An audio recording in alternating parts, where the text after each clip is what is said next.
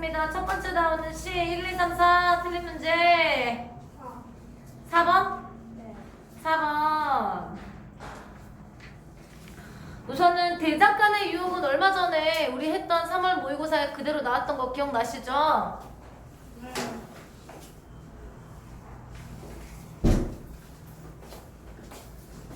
편한데 앉아요. 그래서 나글만 간단하게 설명. 너 모의고사 안 받았니? 네? 모의고사 안 받았어? 저요? 어.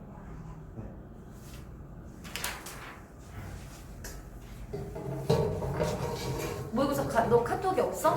네. 단체 톡에? 아, 그 박쥐 뭐 아니 선생님이 지난주에 가져가랬던 거 못 봤어? 네.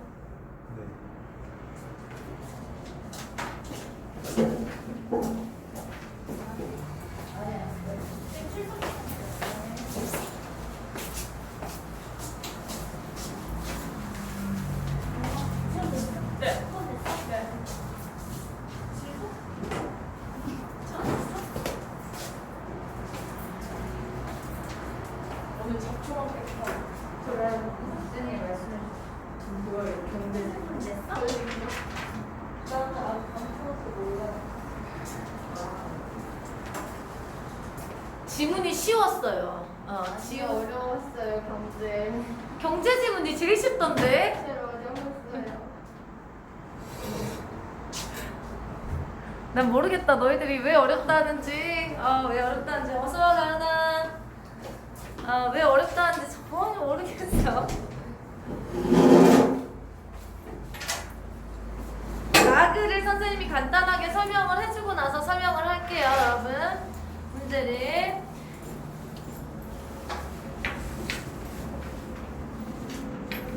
우선 제목이 자화상 2예요, 여러분. 뭔가 성찰을 하고 있다는 느낌이 들어요, 그쵸? 성찰을 하고 있다는 느낌이 들고요. 가글은 우리 지난번에 모의고사 때 똑같은 게 나왔으니까 나글만 간단하게 설명을 하고 넘어갈게요. 전신이 검은 까마귀. 여러분, 우리 보통 까마귀 하면 부정적인 의미로 사용되잖아요. 얘는 이 까마귀가 긍정적인 의미로 표현이 되고 있어요. 온 세상이 눈에 덮여 하얘. 근데 자기 혼자 까맣다라고 얘기할 수 있는 존재를 이야기를 하는 거거든요. 자, 그러면 까마귀는 까치와는 다른데, 자, 그럼 지금 까마귀랑 까치를 대비하고 있죠? 그쵸? 다른 속성을 가지고 있는 존재와 대비를 해주고 있다는 느낌이 들 겁니다. 말은 가지 끝에 높이 앉아서, 높이 앉았대, 높이. 그 다음에 먼 서러운 굽어보는 저. 여러분, 저는 원래 뒤에 오는 형용한 눈을 꾸며주는 거잖아요. 그쵸?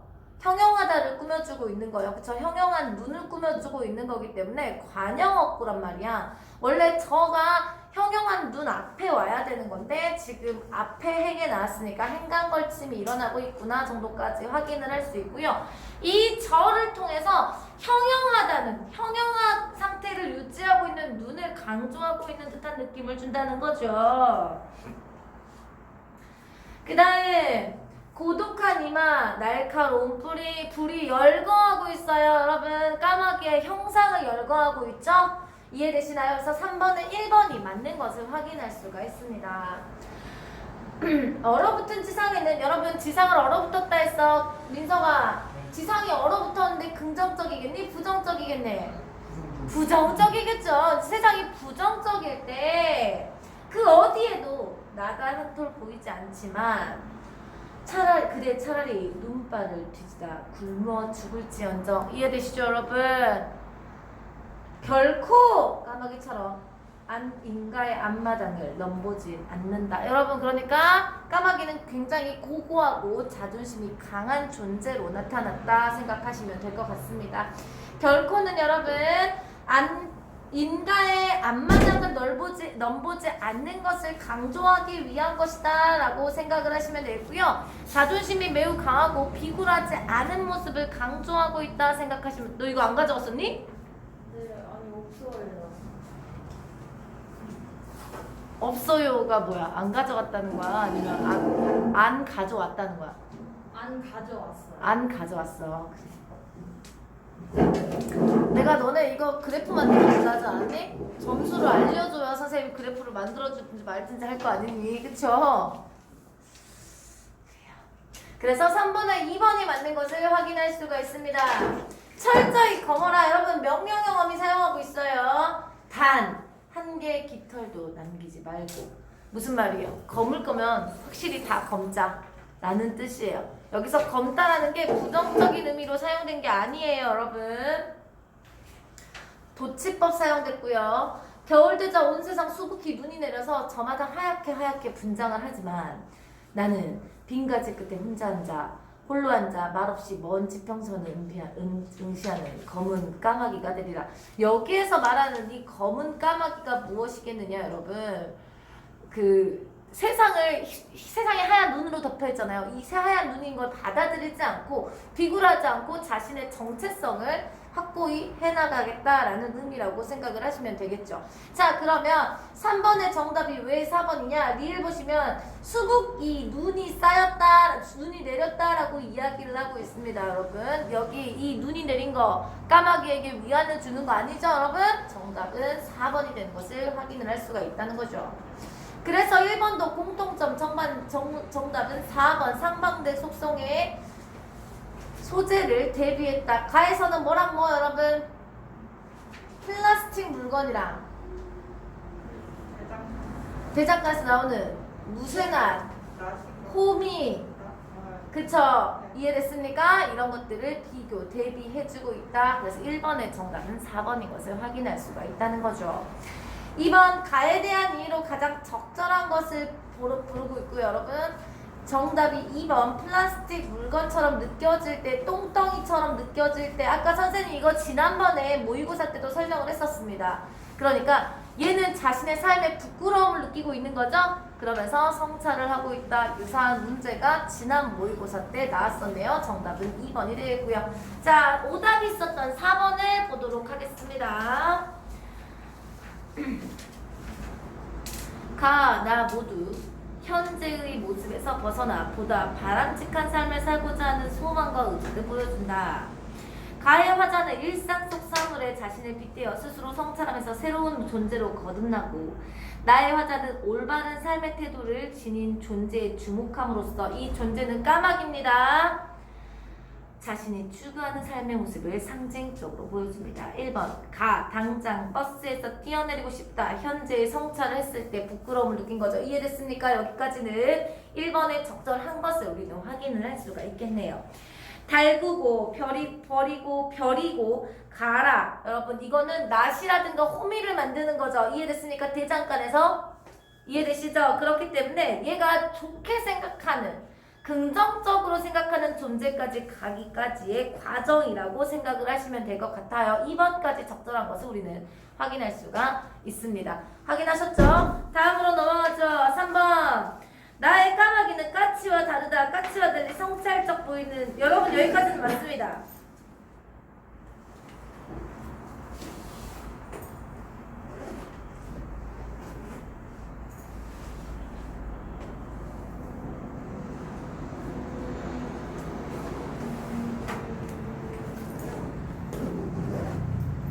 근데 까치랑 까마귀의 가장 큰 차이점은 남의 집 앞마당을 넘본다라는 거겠죠?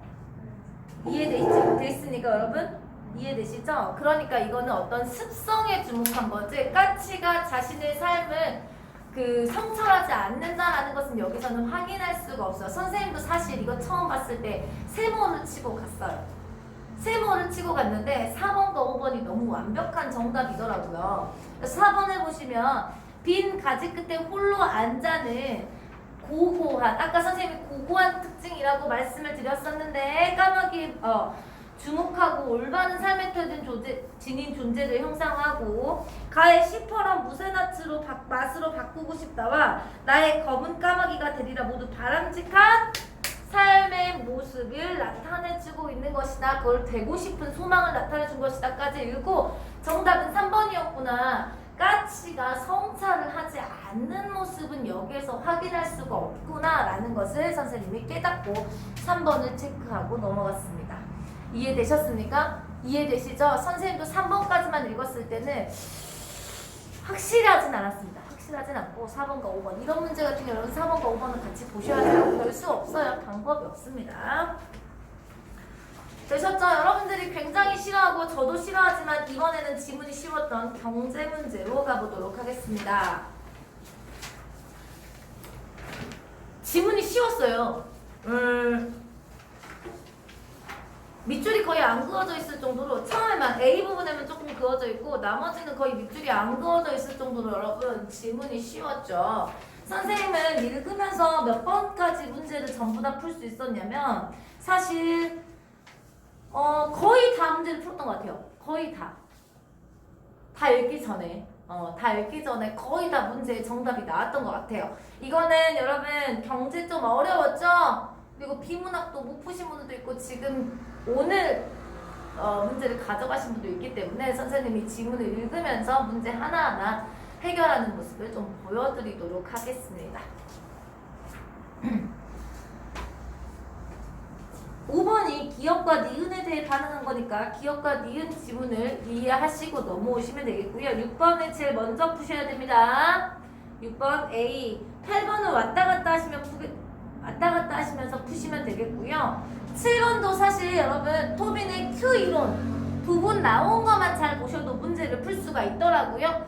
9번에 B 보시면 되는데 B만 보시면 된다는 건 아니에요. 여러분 사실 이거 좀 여러 군데를 보시긴 해야 돼요. 자, 그리고 10번도 사실 2문단과 3문단 정도 왔다 갔다 했더니 정답이 나오기는 했어요. 여러분 보도록 하겠습니다. 중앙은행의 화폐 금융 정책은 금리 변화를 가져와서 가계 소비와 기업 투자 등 실물 경제에 영향을 미친대요. 이때 화폐 금융 정책의 효과가 실물 경제에 미치는 파급 경로에는 금리 경로, 자산 가격 경로, 환율 경로가 있다. 그럼 지금부터 뭐가 나오겠습니까? 화폐 금융 정책의 효과가 실물 경제에 파급이 되는 경로 세 가지가 나오지 않겠습니까? 그쵸? 그쵸? 지금부터 나올 겁니다. 금리 경로부터 나올 것 같은 느낌이 들어요.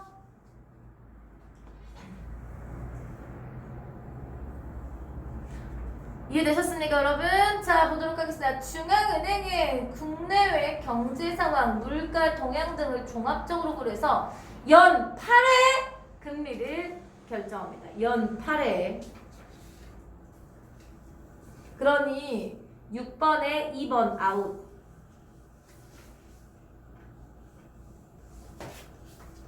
(1년) 동안 고정된다 했으니까 맞겠습니까?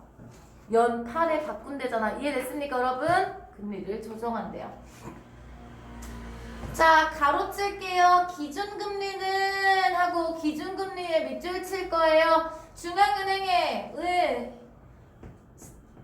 은행이 시중에 상업 은행과 예금 및 대출 등의 거래를 할 때 기준이 되는 금리로서까지 가로 닫았습니다. 중앙은행이 화폐 공급을 확대하고자 할 때는 금리를 낮추고요.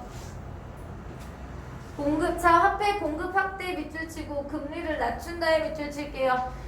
중앙은행이 기준금리를 낮추면 상업은행이 발행하는 양도성 예금 증서의 금리도 낮아집니다. 여기서 양도성 예금금리랑 가로쳐야 되겠죠? 정이니까 양도성 예금금리 밑줄 치고요. 가로 쳐주시고요.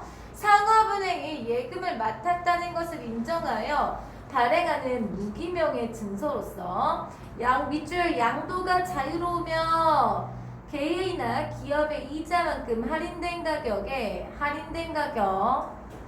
이자만큼 할인된 가격에 밑줄 쳤고요. 양도성 예금 증서를 구입할 수 있다까지 가로 닫았습니다. 우리나라 상업은행은 양도성 예금 증서의 금리에 각각의 상업은행에서 정한 이 밑줄 약간의 금리를 더해 대출 금리를 결정합니다. 그래서 6번에 1번 아웃.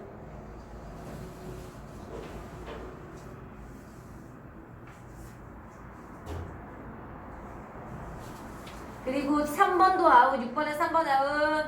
양도성 예금 증서는 중앙은행이 하지 않죠, 여러분? 상업은행이 합니다. 됐습니까? 6번에 3번도 아웃.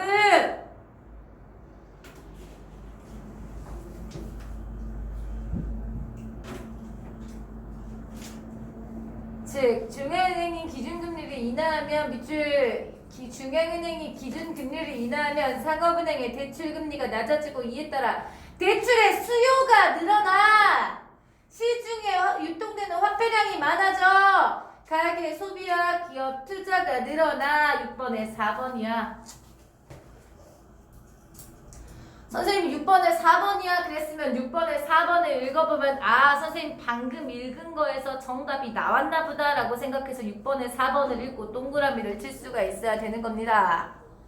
이렇게 풀었어요. 선생님은 A를 보면서 왔다 갔다 하면서 여러분 풀 수 있겠죠? 좋습니다. 6번의 정답이 4번인 것을 알 수가 있겠습니다. 자 그랬을 때 우리 아직 A, B, C, D, E는 안 나왔어요.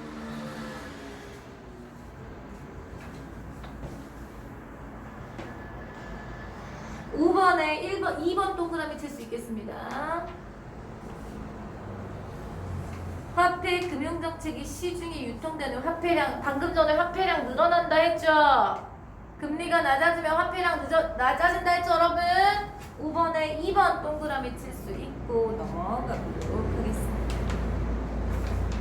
그러나 중앙은행은 화폐 금융정책에 따른 금리 경로가 실물 경제에 그대로 반영되는 것은 아니래요. 화폐 금융정책의 효과가 실물 경제에 파급되는 경우에 장애 요인이 있기 때문인데 금리 경로에 장애 요인으로는 신용할당을 대표적으로 꼽을 수 있습니다. 신용할당의 밑줄 칠게요. 상업은행은 개인이나 기업에 대출을 해줄 때는 밑줄 정보의 비대칭성에만 밑줄 쳐주세요. 때문에 어려움을 겪습니다. 대출을 받으려고 하는 사람들의 신용도를 정확하게 파악할 수 없고 그것을 알아내는데도 비용이 들어요. 이해됐습니까?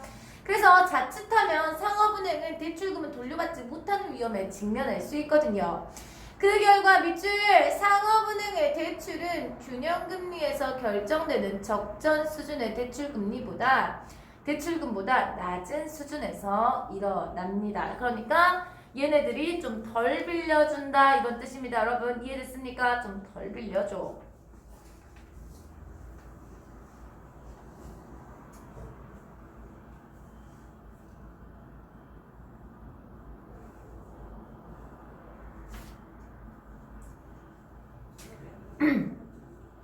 이러한 현상을 신용할당이라고 하는데 이 때문에 가계의 소비와 기업 투자가 중앙은행이 기준금리를 낮춘 만큼은 늘어나진 않아요. 왜? 대출을 좀 적게 해주거든요. 뭐 때문에? 정보의 비대칭성 때문에. 이해됐습니까? 얘네는 몰라. 빌려줘야 되는 사람이 얘네가 돈을 갚을 수 있는지 없는지를 모른단 말이야. 그러니까 위험성을 안고 있어가지고 좀 낮게 빌려주게 되더라 라고 생각하시면 되겠습니다. 한편 중앙은행의 화폐 금융정책으로 금리가 하락하면 부동산과 주식 등 자산 밑줄 쳐야 되겠죠. 금리가 하락하면 부동산과 주식 등의 자산 가격이 상승한다. 5번에 3번 동그라미 칠 수 있겠네요.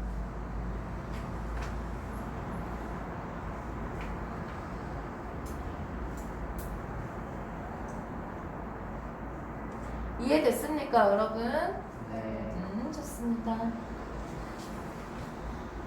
이러한 자산 가격의 상승은 부를 늘려 소비의 여러분 부를 늘린다 했어. 부를 늘린대. 그러면 소비에 영향을 미친다는데 소비가 어떻게 되겠어? 부가 늘어났으면 소비가 늘어나겠죠? 이해됐습니까? 8번에 1번 동그라미. 자 여기서부터 토빈의 P 이론과 Q 이론과 관련된 게 나옵니다. 가로칠게요. 개인이나 기업이 소유한 부동산 가격이 상승하면 담보 가치가 높아져 은행으로부터 대출받기 쉬워지고 이를 소비 재원으로 활용할 수 있게 되는 것이라는 앞부분에 대한 설명이기 때문에 그냥 가로만 치고 넘어갔습니다. 밑줄 안 치고요. 이해됐습니까? 다음 금리가 주식 가격에 미치는 영향입니다. 토빈의 Q 이론으로 설명할 수 있습니다.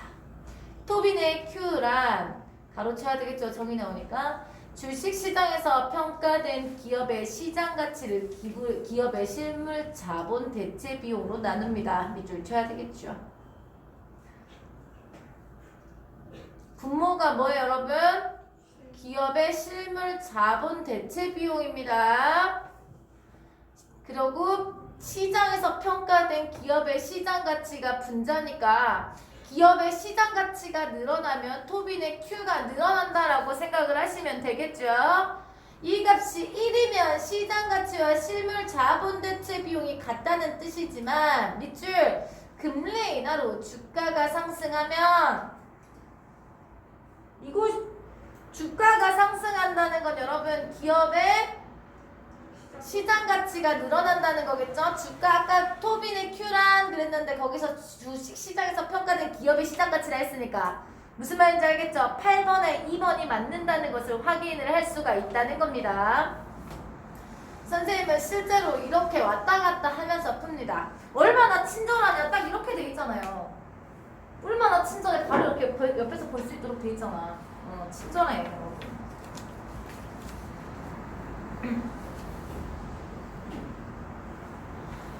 주가가 상승하면 시장 가치가 기계나 공장과 같은 실물 자본 대체한데 드는 비용보다 여러분 어떻게 되겠어? 올라가겠죠. 됐어요? 상이하게 돼서 토빈의 Q가 1보다 커집니다. 이는 기업의 가치 상승을 의미하기 때문에 이에 따라 기업에 대한 투자 선호가 늘고 기업 역시 밑줄 비용 투자를 늘리고자 한다. 가로 닫아 주십시오. 자, 그랬을 때 7번 아주 쉽게 정답이 나와버립니다. 자, 토빈의 Q1호는 주식 투자에서 고려할 사항에 대해서 시사합니다. 현명한 투자자 같은 경우에는 금리가 떨어지려고 할 때 주식을 사겠죠. 왜요? 그래야 주가가 오를 테니까요. 아까 밑줄 쳤잖아. 금리가 떨어지면 주식이 오른다고. 인하될 때 주식을 삽니다. 토빈의 Q가 1보다 클 때 기업의 주식을 사겠죠. 이해됐습니까? 네. 이해됐습니까? 그래야 여러분 향후에 이 기업의 시장 가치가 상승해서 주식의 가격 상승을 누릴 수 있기 때문이겠죠. 이해됐습니까? 정답은 당연히 3번. 너무 쉽습니다. 방금 가로친 데만 읽었으면 정답을 쉽게 찾을 수가 있다는 겁니다. 고맙죠 이런 문제? 고맙습니다. 이런 문제 짧게 읽고 문제 푸시고 고마운 거예요. 사실 5번 같은 문제가 겁나 짜증나는 문제잖아요. 우리 5번 문제 짜증나지 않습니까? 다 읽어야 되잖아요. 너무 짜증나요. 그런데 이러한 자산 가격 덕모와 관련해서 장애 요인에 대한 지적도 있습니다. 주가는 전반적인 경기 상황을 종합적으로 반영하는 지표인데 다른 조건이 열악해, 다른 조건이 좋지 않아, 상태가 나빠. 이해됐어요? 8번에 3번 동그라미 칠 수 있다는 거죠. 금리가 낮아졌다고 해서 주식에 대한 수요가 회복되겠느냐라는 것이 될 수가 있죠. 또한 주가는 국내 화폐 금융 정책뿐 아니라 밑줄 미국 등 선진국의 주가 변화에도 민감하게 변화한다.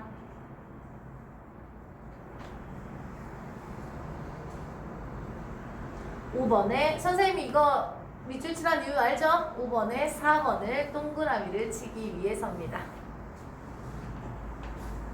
5번에 4번 읽어보면 선생님 왜 동그라미 칠하는지 알 수 있을 겁니다. 느껴지십니까? 네. 좋습니다. 자, B 읽고 우리 9번 문제 풀어봐야 되겠죠? 한편 중앙은행의 화폐 금융정책으로 금리가 하락하면 원화로 표시되는 정기 예금 수익률 밑줄 금리 하락에 예금 수익률 떨어진다. 그러면 사람들이 상대적으로 수익률이 높아진 달러화 표시 외화 예금을 매입하기 위해 원화를 팔고 밑줄 원화를 팔고 달러화를 사게 된다. 이는 원화의 초과 공급과 달러의 초과 수요를 가져와 원화의 가치를 원화 가치가 떨어지겠지. 이해됐어 여러분? 원화의 가치가 떨어질 거 아닙니까? 8번에 4번까지 동그라미 칠 수 있잖아요. 우리 8번의 정답 이제 뭔지 알았어요. 그쵸? 그치? 너무 쉽죠. 선생님 이거 쉽다 했잖아. 1달러를 사기 위한 원화 비율이 원달러 환율이 황승하게 되는 건데, 자, 이거를 머릿속에 넣어놔야 돼요. 원화의 가치가 떨어지면 달러의 가치는 오히려 올라가겠죠. 1,000원으로 살 수 있는 달러의 가치가. 그러면 어떻게 돼? 원화의 가치가 떨어지면 여러분 이거 알아야 돼. 원화의 가치가 떨어지면 무엇이 된다 여러분? 환율이 상승한다. 이거를 애들이 매우 헷갈려 했어요. 매우. 작년, 재작년 애들부터 이거를 헷갈려 하는 거야. 그래서 애들이 맨날 어려워했거든요. 여러분 이거 어려운 거 아니에요. 원화 가치가 떨어지면 환율이 올라요. 왜냐면 환율이라는 게 뭐냐면 우리나라 돈 1,000원으로 살 수 있는 달러라고 생각을 하시면 돼요. 근데 1,000원의 가치가 떨어지면 1,000원으로 살 수가 있는 게 그 1,000원으로 살 수 있는 게 어떻게 되겠어요? 적어지겠죠. 그러니까 달러가 적어지잖아요. 무슨 말인지 알겠죠? 그래서 원화의 가치가 줄어들면 환율이 오른다라고 생각을 하셔야 되는 거예요. 이해됐습니까? 반대로 생각했을 때 1달러로 우리나라 돈 얼마를 살 수 있느냐만 생각하면 좀 더 쉽겠다. 1달러로 우리나라 돈 1,000원을 샀다. 근데 우리나라 가치가 떨어져서 1달러 우리나라 돈 1,200원에 샀다. 그러면 원화 가치가 떨어진 거잖아요. 그치? 근데 1달러로 살 수 있는 우리나라 돈은 많아졌죠. 이런 경우 환율이 올랐다라고 이야기를 한다는 거죠. 이거는 기본적으로 머릿속에 집어넣어야 돼요. 나중에 여러분들 환율 나오는 지문 나오면 많이 헷갈리거든요. 이런 것들 조심해서 생각하실게요. 1달러로 우리나라 돈 얼마를 살 수 있느냐 정도라고 생각하시면 돼요. 이해됐어요?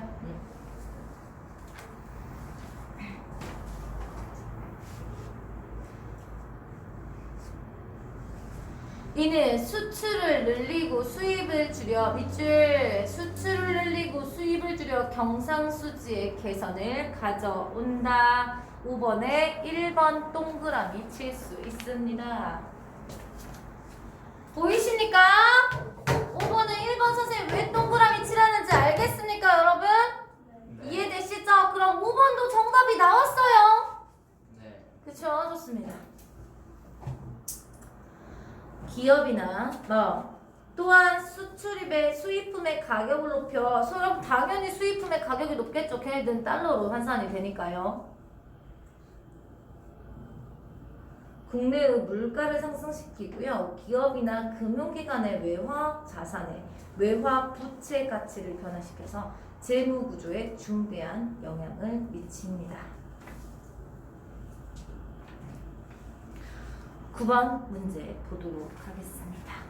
원달러 환율이 급격하게 상승하는 시기에 다음과 같은 재무구조 A의 기업은 어떻게 될게? 부채가 여러분 달러가 800만 달러예요. 원화 부채는 50억 원인데 연간 매출은 30억인데 연간 국외 매출이 300만 달러고요. 유동성 자산이 원화는 50억인데 원달러 자산이 200만 달러입니다. 800만 달러라고 하면 얼마 정도 될까나? 여러분 90억 정도 된다고 생각하면 될 것 같은데 그쵸? 그쵸? 90억 정도 되려나? 90억 정도 될 것 같네요. 지우씨 자는 거 아니죠? 여러분 원달러 환율 이거 너무 쉽다. 원달러 환율이 늘었습니다. 원달러와 부채가 800만입니다. 달러와 자산은 200만밖에 없고요. 그쵸? 그쵸 여러분? 연간 국외 매출이 300만 달러이기 때문에 연간 달러와 부채가 부채를 넘지 못합니다. 맞습니까 여러분? 그렇다는 것은 여러분 얘네가 달러로 가지고 있는 부채에 대한 부담이 커지겠죠. 무슨 말인지 알겠죠? 달러가 높아졌으니까. 그럼 정답 그냥 나옵니다. 너무 쉽다. 뭐지? 너무 쉽지 않아요? 어려웠어요. 이게요? 네. 방금 전에 B에 뭐라 했어요? B 맨 마지막에 기업이나 금융기관의 외화자산과 외화부채의 가치를 변화시켜. 그럼 외화부채의 가치가 높아졌다는 소리겠죠? 이해됐습니까? 달러 가치가 올랐을 테니까요. 우리나라 돈에 비해서. 그럼 외화부채의 가격이 올랐겠죠? 이해됐습니까? 가치가 올랐기 때문에 얘네들은 외화 부채에 대한 부담이 있을 수밖에 없겠네요. 정답은 몇 번이겠습니까? 5번이겠습니다. 이해되시죠? 이해되십니까? 쉽습니다. 야, 이거 거의 다 정답 나오지 않나 지금? 10번 말고 정답 다 나왔을걸요 지금? 그쵸? 10번 말고 지금 정답이 다 나왔을 겁니다. 자, 워낙 그래서 금리 경로, 자산 가격 경로, 환율 경로의 외에 신용 경로가 실물 경제에 영향을 미치기도 하는데, 자, 신용 경로입니다. 중앙은행이 화폐 공급을 축소합니다. 중앙은행이 화폐 공급을 축소합니다. 상업은행의 예금이 감소합니다. 상업은행의 대출을 줄이려고 합니다. 이에 상업은행에서 대출을 한 개인이나 기업은 대출금을 상환해야 하는데, 이들 가운데 신용이 취약한 개인이나 기업은 자금 부족을 겪게 되므로 가계 소비와 기업 투자가 위축이 됩니다. 이러한 신용 경로는 상업은행의 자금 조달 방식이 다양해지면서 그 영향력이 줄어들고 있긴 하지만, 그러니까 돈을 여러 군데에서 가져올 수 있게 되면서, 이해됐습니까? 그래서 8번에 5번이 틀렸다는 것을 확인할 수 있습니다. 금리 경로, 자산 경로, 자산 가격으로 환율 경로 마찬가지로 중앙은행의 화폐 금융 정책의 효과가 실물 경제에 미치는 영향의 대표 정도로 꼽을 수 있다. 마지막 10번.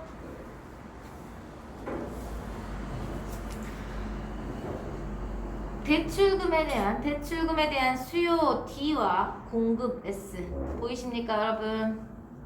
수요와 공급입니다. 만나는 균형점 E 보이세요 여러분? 그래프에서 E 보이시냐고? 네. E 보이시죠? E 제로가 보일 겁니다. E 제로가. 에서 균형 대출금과 균형 이자율은 각각 L 제로와 R 제로입니다. 여기까지는 이해되시죠? 근데 아까 선생님이 상업은행에서 어떻게 한다 했어? 이거보다 대출금 줄인다 했죠? 기억나시죠? 그러나 이자율이 R0가 아니라 R1일 때는 어떻게 하겠냐? 이자율이 떨어져 상업은행의 이윤이 극대화된다라고 이야기를 했습니다. 이자율이 떨어질 때 R0가 아니고 R1일 때 대출금이 줄어들고 있고요. 여러분 D가 수요가 늘죠. 수요가 보이시죠 여러분? 수요가 늘지. 그치? 자 보겠습니다. 이자율이 낮아지면 수요가 늘어요. 그래서 L1으로 가요. 보이세요? 보이시죠 여러분? 좋습니다. 중앙은행이 기준금리를 인하하면요, 이에 따라서 상업은행의 대출 이자율이 하락하게 되고 대출금에 대한 수요는, 이건 너무, 야 1번은 너무 적절하잖아요. 2번 이자율이 R1일 때 보도록 하겠습니다. R1일 때 대출 수요 금액이 L1이에요. 맞죠? 보이시죠? 수요가 D니까요. 상업은행이 L2만큼만 대출을 해줘. 왜 그런다 했어 선생님이 아까 왜 그런다 했어? 신용 할당에 밑줄 치라 했지 선생님 아까. 정부의 비대칭성 때문에 대출금을 낮춘다 했어. 맞아요? 2번 잠깐 극복하기 위해서 여러분? 아니죠. 신용 할당 때문이겠죠? 이해됐습니까 여러분? 신용 할당 때문이지 신용 할당을 극복하기 위해서가 아니죠? 정답이 뭐지? 이런 문제를 아까 밑줄 쳤죠? 그 결과 상업은행의 대출은 균형금리에 의해서 결정된 적정 수준 대출금리보다 낮아지는데 이러한 현상을 신용 할당이라고 한다야. 그러니까 신용 할당을 극복했어 못했어? L2로 한다는 것은 극복을 했다는 거야 못했다는 거야? 못했다는 거 아니겠습니까? 이해됐습니까? 정답은 2번이 됩니다. 제가 쉽다고 했죠. 문학입니다. 11번부터 15번. 어휴, 잘하셨네요. 오더 없으십니까? 안 푸신 분들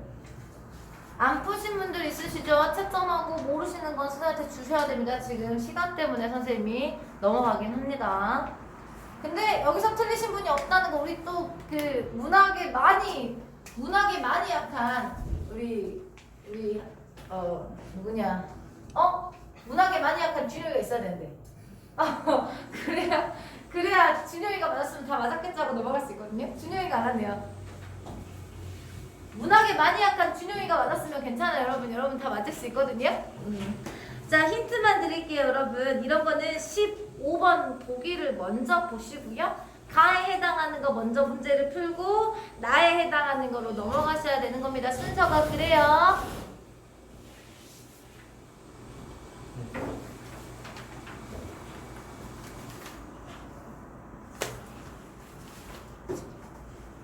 (16번부터 21번)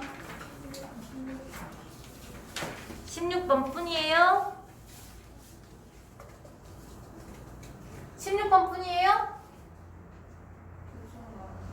예? 이 지문 쉬운데 아까워. 오래 걸릴 것 같아. 가나로 나눠져 있는 건데요? 부담 너무 들었어요.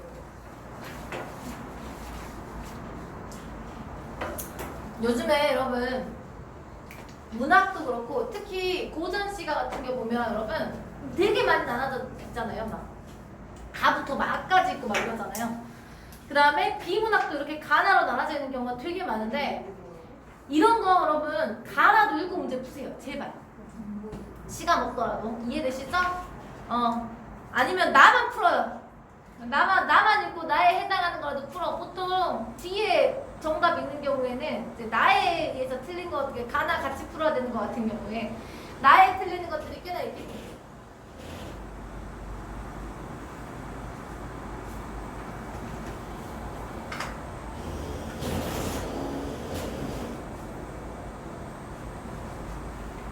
쉬었다 합시다.